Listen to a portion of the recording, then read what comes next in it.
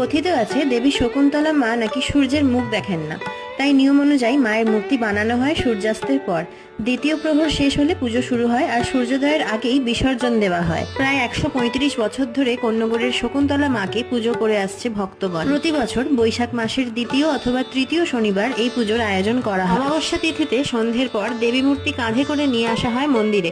সন্ধ্যে 6:30 থেকে 7টার মধ্যে মন্দিরে প্রবেশ করে প্রতিমা। তারপর মূল্যবান সোনা রূপোর গয়নায় মাকে সাজানো হয়। এই মন্দিরে পশু বলিরও রীতি ছিল প্রথম থেকেই। একসময় কয়েক হাজার ছাগল বলি হতো, সেই সংখ্যা বর্তমানে অনেকটাই কমে এসেছে। শোনা যায় পুরোহিত দেবেন্দ্রনাথ চক্রবর্তী একবার পুজো করে ফেরার সময় শ্যামলা এলোকেশী অপরূপা এক নারী মূর্তিকে দেখেন। নারী মূর্তি হাঁটতে হাঁটতে ভাগাড়ের কাছে গিয়ে একটা অশ্বত্থ গাছের নিচে মিলিয়ে যায়। সেই রাতেই দেবী পূজারীকে নির্দেশ দেন ওই অশ্বত্থ গাছের নিচে যেখানে শকুনের বাসা রয়েছে সেখানেই ঘর স্থাপন করে পুজো করার জন্য। সেই থেকেই দেবীর নাম হয় শকুন্তলা মা। জয় মা শকুন্তলা, সকলকে ভালো রেখো মা।